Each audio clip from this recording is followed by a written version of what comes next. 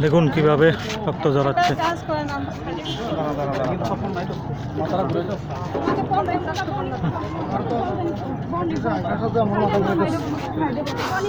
বিধায়ক সুদীপ রায় বর্মনের নেতৃত্বে এদিন টেপানিয়াতে মনোনয়ন জমা দিতে যান কংগ্রেস প্রার্থীরা।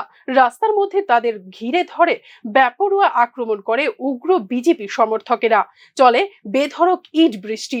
ইটের আঘাতে মাথা ফেটে যায় এক কংগ্রেস সমর্থকের। মাথা থেকে গল গল করে বেরিয়ে আসতে থাকে রক্ত। পুলিশের সামনেই চলে বিজেপি সমর্থকদের তাণ্ডব। ঘটনায় স্থানীয় এলাকায় ব্যাপক উত্তেজনার সৃষ্টি হয়।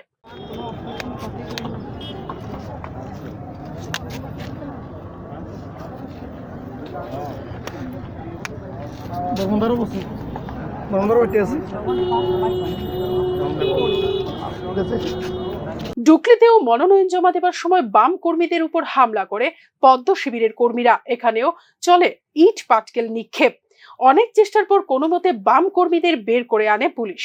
লোকাল বডি পঞ্চায়েত নির্বাচন ঘিরে অশান্ত রাজ্যের পরিস্থিতি। ইতিমধ্যেই আক্রমণে মারা গেছেন এক বাম নেতা। রাজ্যে পঞ্চায়েত নির্বাচনের কোনো পরিবেশ নেই বলে জানিয়েছে বিরোধী দলগুলি। Bureau report, news now.